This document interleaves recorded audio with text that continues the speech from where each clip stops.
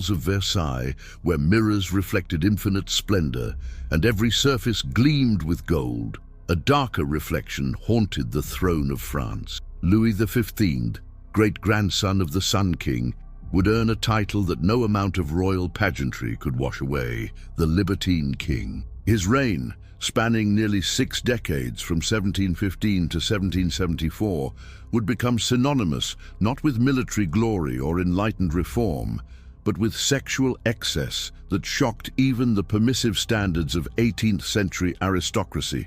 The whispers began softly, like rustling silk in palace corridors. They spoke of a king whose appetites knew no bounds, whose agents scoured the streets of Paris for fresh conquests, whose secret residence housed a rotating cast of young women selected for their beauty and their silence. These were not merely the salacious rumors that accompanied every monarch.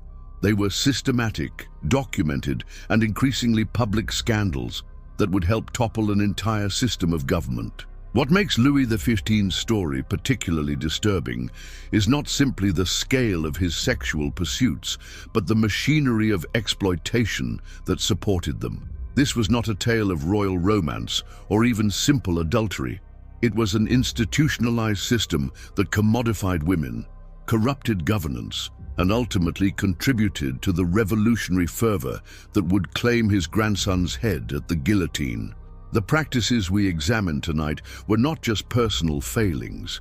They were symptoms of a diseased absolutism that viewed human beings as disposable pleasures. To understand how a boy king, once beloved as Louis the Well-Beloved, transformed into a symbol of royal depravity, we must first understand the world that created him. The Versailles of Louis XV was not merely a palace, but a theatrical stage where power, pleasure, and politics performed an endless ballet. Every mistress was a political statement, every liaison a potential shift in the balance of European power. In this glittering prison, where courtiers spent fortunes on appearances while peasants starved, the king's bedroom became the true throne room of France. The documentary evidence we possess comes from multiple sources: diplomatic dispatches from shocked foreign ambassadors, police reports from the Lieutenant General of Paris, memoirs of courtiers who witnessed the scandals firsthand, and perhaps most damningly, the pornographic pamphlets that flooded France in the years before Revolution. These libelles, as they were known, mixed truth with fiction so thoroughly that historians still struggle to separate fact from propaganda. Yet even the most conservative historical accounts paint a picture of systematic sexual exploitation that would be considered trafficking by modern standards. Consider this: while Louis XV enjoyed his pleasures, France lost an empire. The 7 Years' War stripped France of Canada and India, while the royal treasury hemorrhaged gold to pay for the king's mistress's diamonds. The contrast was not lost on contemporary observers. Voltaire, writing from his exile, noted with bitter irony that the king seemed more interested in conquering bedchambers than battlefields. This was not merely moral condemnation, it was political prophecy. Tonight, we delve into the historical records, the eyewitness accounts, and the scholarly debates that surround one of history's most controversial monarchs. We will examine not just what Louis XV did, but how a system of absolute power enabled and encouraged such behavior. We will meet the women who shared his bed, some willing participants in the game of power, others victims of a system that gave them no choice. We will explore how sexual scandal became political weapon and how the king's private vices became public catastrophe. This is not a story for the faint of heart. It contains accounts of exploitation, trafficking, and abuse of power that remain shocking even by the standards of an age that knew little of human rights. Yet it is a story that must be told, for in the excesses of Louis XV, we see not just the corruption of one man, but the fatal flaws of a system that placed absolute power in mortal hands. The Libertine King's legacy extends far beyond the bedroom. It reaches into the very foundations of modern democracy. Born from the revolution, his excesses helped to spark the making of a libertine monarch, Louis XV ascended to the throne at the age of 5, orphaned and alone in a court that viewed him as both sacred vessel and political pawn. His great-grandfather, the Sun King Louis XIV, had died, leaving France exhausted from wars and crushed by debt. The boy king's early years were marked by the regency of Philippe d'Orléans, a period of notorious debauchery that would profoundly shape the young monarch's understanding of power and pleasure. The regent's own infamous orgies at the Palais Royal became the stuff of legend, normalizing sexual excess as a prerogative of power. The child who would become the libertine king was initially sheltered from such influences by his governors, but the damage to the moral fabric of the court was already done. The regency had established a new paradigm. After the suffocating piety of Louis XIV's final years under the influence of Madame de Maintenon, the aristocracy erupted in a frenzy of libertinage. The philosophical movement of libertinism, which rejected religious and moral constraints in favor of sensual pleasure and rational self-interest, found fertile ground in the highest circles of French society. Young Louis was beautiful, intelligent, and desperately lonely. Contemporary accounts describe a child of extraordinary physical beauty, tall for his age, with perfectly proportioned features and the Bourbon charm that seemed bred into the bone. Yet behind the regal facade was a boy traumatized by early losses. His parents had died when he was 2. His beloved governess, Madame de Ventadour, was dismissed when he reached the age of 7, and he was thrust into a world where everyone who approached him had ulterior motives. The sexual education of Louis XV began early, as was customary for royal princes. At 14, he was married to Marie Leszczyńska, daughter of the deposed King of Poland, a match chosen for political expedience rather than passion.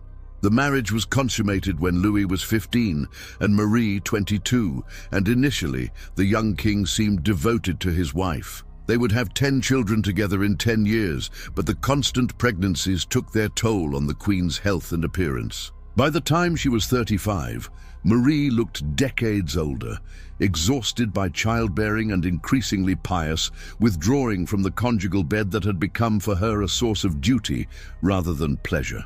It was at this crucial juncture that Louis XV's transformation from devoted husband to notorious libertine began in earnest. The year was 1733, and the king was 23 years old. Courtiers, concerned about the king's melancholy and the cooling of the royal marriage bed, began to present possible mistresses. This was not seen as scandalous, but as politically necessary. A king without a mistress was considered somehow incomplete, potentially vulnerable to manipulation by other factions. The mistress, it was reasoned, would keep the king happy and manageable. The first of Louis's official mistresses was Louise Julie de Mailly-Nesle, but it was her younger sister Pauline Félicité who would introduce the king to the more adventurous pleasures that would define his reign. The Nesle sisters, for Louis would eventually take 4 of the 5 sisters as mistresses, established a pattern that would characterize the king's sexual pursuits. The systematic exploitation of family connections, the treatment of women as interchangeable commodities, and the complete disregard for conventional morality. When Pauline Félicité died suddenly in 1741, poisoning was suspected but never proven. The death of his favorite mistress seemed to unhinge something in Louis XV. He fell seriously ill during a military campaign in Metz in 1744, and in his delirium he publicly confessed his sins and begged forgiveness from the Queen. The nation rejoiced at their king's apparent reformation, bestowing upon him the title Louis the Well-Beloved, but the repentance was short-lived. Within months of his recovery, Louis had taken a new mistress, and this time he would choose someone who would fundamentally reshape not just his private life, but the very nature of royal mistressship in France. The stage was now set for the entrance of one of history's most famous royal mistresses, a woman whose influence would extend far beyond the bedroom and whose very name would become synonymous with power, culture, and the sophisticated corruption of the ancient regime. But before we meet Madame de Pompadour, we must understand the court system that made such figures not just possible, but necessary. A world where sex and power were so intertwined that to possess one without the other was considered not just unusual, but dangerous.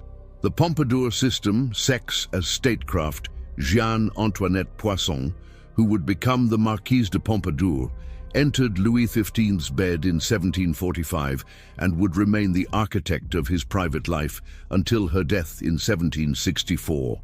But to call her merely a mistress is to fundamentally misunderstand the role she played in transforming the king's libertinage from personal vice into state policy.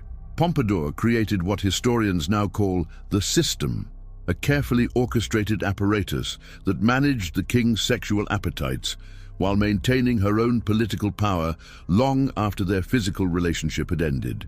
Born into the bourgeoisie, Jeanne Antoinette had been groomed from childhood for the role of royal mistress. Her mother's lover, the wealthy financier Lenormand de Tournhem, had allegedly been told by a fortune-teller that the girl would one day capture a king's heart. She was educated in all the arts necessary to captivate a monarch. She could sing, dance, play the clavichord, paint, engrave, and most importantly, she possessed a wit and intelligence that far exceeded the typical court beauty. When she finally orchestrated her meeting with Louis XV at a masked ball celebrating the Dauphin's wedding, she was 23 and he was 34. The initial passion between Louis and his new mistress was intense and genuine. Contemporary accounts describe the king as utterly besotted, spending every possible moment in her company. But Pompadour understood something that her predecessors had not. Physical beauty fades, and royal desire is notoriously fickle. To maintain her position, she would need to make herself indispensable in ways that transcended the bedroom.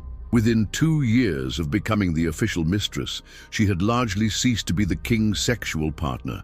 A combination of her delicate health and his voracious appetites made their physical relationship unsustainable. What Pompadour did next was revolutionary in the history of royal mistresses. Rather than fight to maintain the king's exclusive sexual attention, she chose to manage and direct it. She became, in essence, the king's procurer, but with a sophistication and systematic approach that transformed casual debauchery into an institution. She understood that Louis required constant sexual novelty. His appetites had been shaped by decades of indulgence and required ever greater stimulation to achieve satisfaction. Rather than see this as a threat to her position, she made herself the indispensable facilitator of the king's desires. The mechanism she created was as brilliant as it was morally reprehensible. Pompadour established a network of agents throughout Paris and the provinces whose sole purpose was to identify young women who met the king's exacting standards. They must be beautiful, they must be young, increasingly so as Louis aged, they must be healthy, and most importantly, they must be disposable. These were not courtesans or even daughters of the minor nobility who might have political ambitions. These were working-class girls, often teenagers, who could be used and discarded without creating political complications. The operational center of this system was a modest house in the town of Versailles, purchased by the king in 1755 and known as the Parc aux Cerfs, literally the deer park. The name itself was a cruel joke. These young women were the deer to be hunted by the royal stag. The house was staffed by a skeleton crew of servants who were paid extraordinary wages for their silence. A woman known as Madame Bertrand served as the governess, maintaining discipline and ensuring that the girls understood the rules of their gilded captivity. The girls brought to the Parc aux Cerfs were told various stories to explain their situation.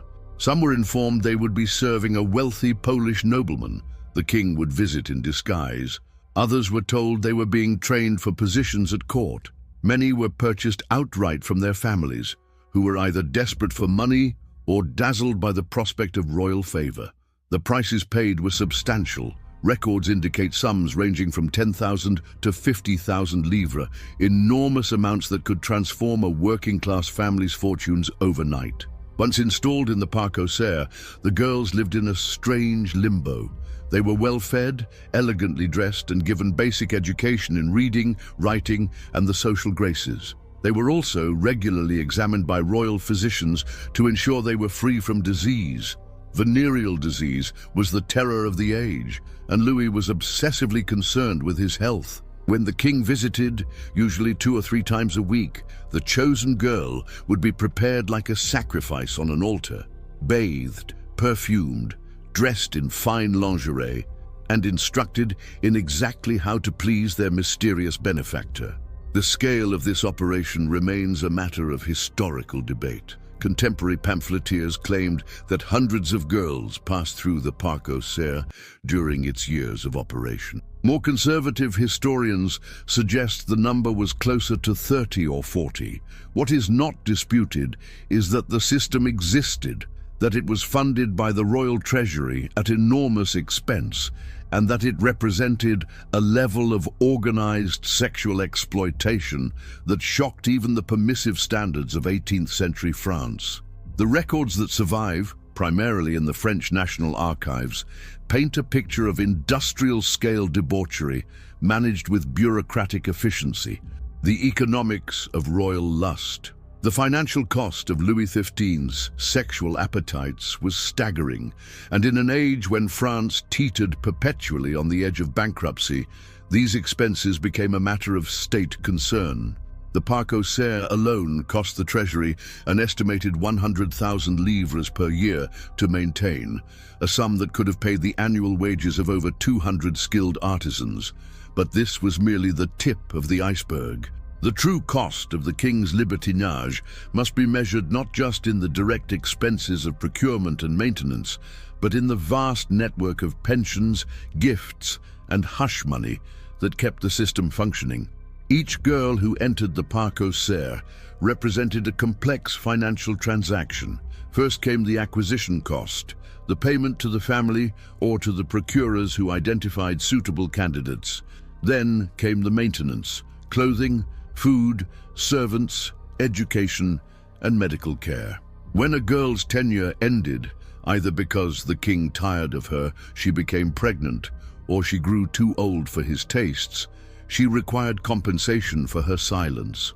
This typically took the form of a pension, a dowry for marriage, or a position for her future husband. If she had borne the king a child, the costs multiplied exponentially. The children of the Parc aux Cerfs presented a particular problem. These bastards could not be acknowledged publicly, yet royal blood demanded certain considerations. They were typically sent to convents or monasteries with generous endowments, or married off with substantial dowries to minor nobles, willing to overlook their origins. The Comte de Mercy-Argenteau, Austrian ambassador to France, estimated in a dispatch to Maria Theresa that the king was supporting at least 30 illegitimate children through various anonymous channels, each costing the treasury thousands of livres annually. But the financial hemorrhaging extended far beyond the Parc aux Cerfs. The official mistresses, Pompadour and later Dubarry, commanded resources that dwarfed these clandestine expenses. Pompadour alone is estimated to have cost the French treasury over 36 million livres during her 20-year tenure. She built or renovated numerous chateaux, amassed one of the finest art collections in Europe, and maintained a household that rivaled that of the Queen herself. Her brother was made Marquis de Marigny and given control of the royal buildings, a position he used to funnel enormous sums to his sister's projects. The corruption spread like a disease through the body politic. Positions were sold to finance the king's pleasures. Military commands went to the highest bidder rather than the most competent officer. And tax farmers grew rich on commissions while the people groaned under ever-increasing burdens. The Controller General of Finances, Machault d'Arnouville, attempted to introduce taxes on the nobility and clergy to address the fiscal crisis, but Pompadour, protecting her network of noble allies, had him dismissed. The pattern repeated itself with every minister who attempted reform. The international implications were equally devastating. During the 7 Years' War, 1756-1763, while French armies were being decimated in Europe and French colonies were falling to the British across the globe, Louis XV spent 1.2 million livres renovating the Petit Trianon for Pompadour. The contrast was not lost on French officers dying in Canadian snows or Indian jungles. Marshal de Broglie wrote bitterly from the Rhine front that his men lacked basic supplies while perfumed parasites at Versailles bathe in champagne and roll in silk. The secret service of the king, the Cabinet Noir, or Black Cabinet, which was supposed to intercept and analyze foreign diplomatic correspondence, was increasingly diverted to managing the king's sexual affairs. Agents who should have been gathering intelligence on Austria or Britain were instead tracking down rumors about pregnant former mistresses or suppressing pamphlets that detailed the king's debaucheries. The Lieutenant General of Police, Berryer, complained in his private papers that half his force was occupied with the king's private matters rather than maintaining public order. Foreign powers quickly learned to exploit this weakness. Frederick the Great of Prussia, with characteristic cynicism, instructed his ambassadors to identify potential mistresses who could be used to influence French policy.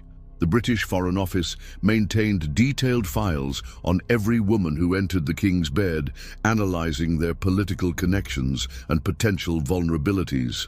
The Austrians, through their ambassador Mercy Argenteau, cultivated Pompadour assiduously, ultimately securing the reversal of centuries of French foreign policy through what contemporaries called the Petticoat Alliance. Perhaps most damaging was the effect on public confidence in the monarchy. In an age before mass media, the primary source of news for most French citizens was rumor and pamphlet. The libelles that circulated throughout France painted increasingly lurid pictures of royal debauchery, and while many of the specific details were exaggerated or fabricated, the core truth that the king was spending vast sums on sexual gratification while the nation suffered was undeniable. The economist Turgot calculated that the total cost of the king's mistresses and illegitimate children over his reign exceeded the entire annual revenue of the French state. The du Barry scandal, descent into depravity. When Madame de Pompadour died in 1764, Louis XV was 54 years old and showing no signs of reforming his libertine ways. If anything, her death removed the last restraints on his behavior. For 4 years, the king indulged in a series of increasingly sordid affairs, but the informal nature of these liaisons created a power vacuum at court. Into this vacuum stepped one of the most controversial figures of the Ancien Régime, Jeanne Bécu, Comtesse du Barry, whose very presence at Versailles would become a symbol of the monarchy's moral bankruptcy. Du Barry's origins were even more scandalous than Pompadour's bourgeois roots. She was, by any contemporary definition, a prostitute. Born illegitimate to a seamstress and an unknown father, Jeanne had worked in a millinery shop before becoming the mistress of Jean-Baptiste du Barry, a notorious pimp who ran a high-class gambling den and brothel for aristocrats. Contemporary police records preserved in the Archives Nationales showed that she was registered as a courtesan and had entertained numerous clients from the nobility. Her professional name was Mademoiselle Lange, and she was renowned for her sexual expertise and willingness to accommodate any desire. The meeting between Louis XV and Jeanne was orchestrated by Jean-Baptiste du Barry with the precision of a military campaign. He understood that the aging king, now approaching 60, required more than mere beauty. He needed someone who could rekindle his flagging virility. Jeanne, at 25, possessed not just extraordinary beauty, but a sexual repertoire honed by years of professional experience. When she was presented to the king in 1768, she deployed every technique in her considerable arsenal. The king was instantly enslaved. The court was horrified. While Pompadour had at least possessed education, wit, and a veneer of respectability, du Barry was openly, flagrantly common. She spoke with a Parisian street accent she never bothered to refine. Her laughter was too loud, her gestures too expansive. She addressed duchesses as equals and treated the ancient protocols of Versailles as amusing suggestions rather than sacred laws. Most shocking of all, she made no attempt to hide her past or apologize for it. When the Duchesse de Gramont pointedly asked about her origins, du Barry replied with a smile, "I came from wherever beautiful women come from, and I'm going wherever they go." The installation of du Barry as official mistress required overcoming a significant legal obstacle. She needed to be married to a nobleman to be presented at court. Jean-Baptiste du Barry solved this by marrying her to his own brother, Guillaume, an impoverished country gentleman who was paid handsomely to participate in the charade and then immediately sent back to his estates. The marriage contract, still preserved in the archives, is a masterpiece of legal fiction, creating an entirely fabricated genealogy for Jeanne that transformed her from bastard prostitute to respectable countess. The presentation of Madame du Barry at court on April 22, 1769, was one of the most dramatic moments in Versailles history. The Queen, Marie Leschinska, had died the previous year, removing one potential source of opposition, but the Dauphin and Dauphine led a boycott of the ceremony. Most of the high nobility refused to acknowledge du Barry's presence, turning their backs when she passed. The king's own daughters, known collectively as mesdames, waged a relentless campaign against her, referring to her only as that creature and organizing what amounted to a social guerrilla war. But Louis XV was beyond caring about court opinion. His infatuation with du Barry exceeded even his earlier passion for Pompadour. He lavished upon her gifts that beggared description. The Château de Louveciennes, purchased and renovated at a cost of 2 million livres, a set of diamonds worth 400,000 livres, an annual pension of 300,000 livres, and countless other presents of jewelry, art, and cash. The royal jewelers, Böhmer and Bassange, later testified that du Barry's purchases in a single year exceeded what the Queen had bought in a decade.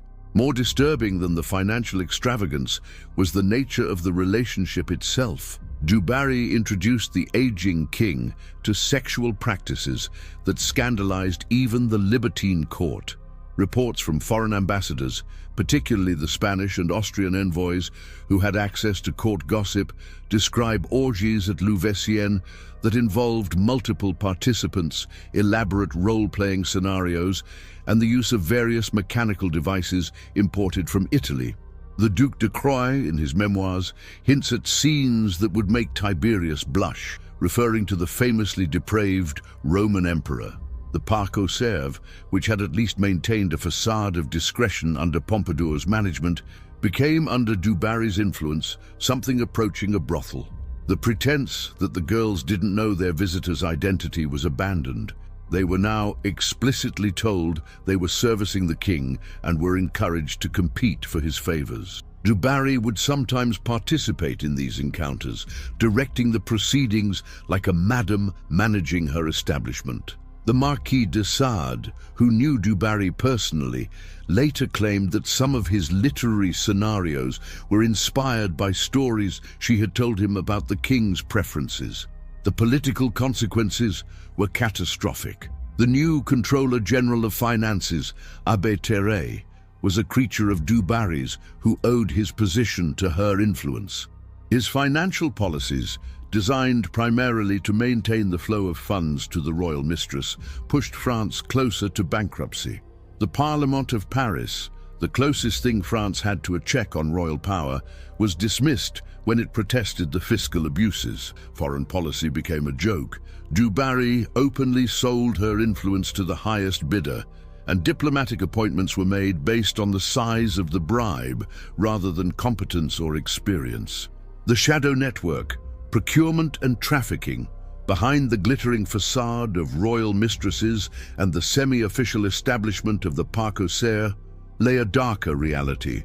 An extensive network of procurers, middlemen, and human traffickers who supplied the raw material for Louis XV's pleasures. This shadow network, operating in the grey zones between legality and crime, between consent and coercion, represents one of the most disturbing aspects of the king's sexual practices. The machinery of procurement was as complex as any government bureaucracy, and in many ways more efficient.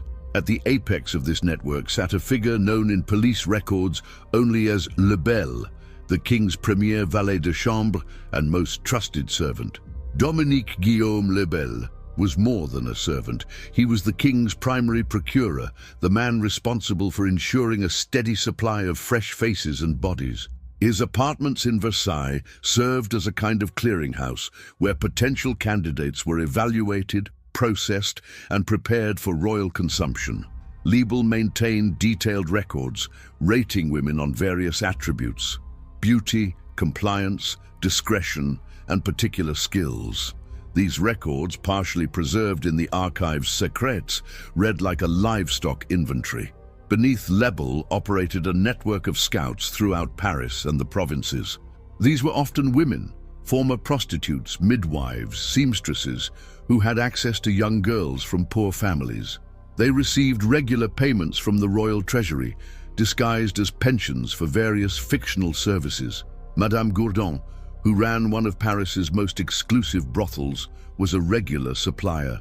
Her establishment served as a kind of proving ground where girls were tested for their suitability before being offered to the king. Police records show that Gourdin received annual payments of 50,000 livres from sources that traced back to the royal household. The methods of procurement varied depending on the target. For girls from respectable but impoverished families, the approach was often through offers of positions at court, lady's maid, seamstress, or other servant roles. Parents would be told their daughters had attracted the notice of a high-ranking courtier who wished to sponsor their education and advancement. Only after the girl was installed in the Parc aux Cerfs or one of the other houses maintained for the king's use would the true nature of her position become clear. By then, isolated from family and entirely dependent on royal favor, resistance was nearly impossible. For girls already working in prostitution, the recruitment was more straightforward, but no less coercive. They would be arrested on various pretexts and offered a choice: prison or service to a special client. Those who agreed were cleaned up, given medical examinations, and taught the particular preferences of their royal customer. The police inspector Mares, whose reports survive in remarkable detail, documented dozens of such cases. He noted with bureaucratic precision the girls' names, ages, physical descriptions, and eventual dispositions. The trafficking extended beyond France's borders. There are documented cases of girls being brought from Italy, Germany, and even England to serve the king's appetites. The Comte de Broglie, who served as head of the king's secret diplomatic service, complained that his agents were being diverted from intelligence gathering to shopping for merchandise in foreign markets. A particularly disturbing case involved twin sisters from Bavaria, aged 14, who were purchased from their parents and brought to France under the pretense of being trained as court musicians. Their fate after entering the king's service is unknown. The role of the medical profession in this system deserves special attention. Royal physicians, sworn to protect the king's health, became accomplices in the exploitation. Dr. Guénet, first physician to the king, conducted regular examinations of all girls intended for royal use.